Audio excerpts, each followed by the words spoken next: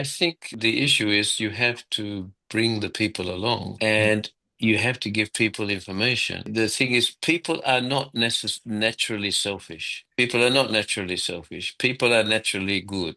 And I remember I was visiting this lady who lost her home in a cyclone in Bangladesh. And she was sitting on the bund of the rice field with just a palm leaf shelter, coconut leaf sheltering her. Came to ask her, talk to her and talk what were her needs and everything. And she looked very worried and concerned. And so I asked her, sorry, am I upsetting you? What's the problem? She said, no, you've come to my house and I don't have a pot to give you a cup of tea. Here's a woman who lost everything.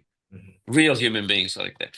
Of course, there are selfish human beings, there are evil human beings, but the majority of human beings are good and want to do good.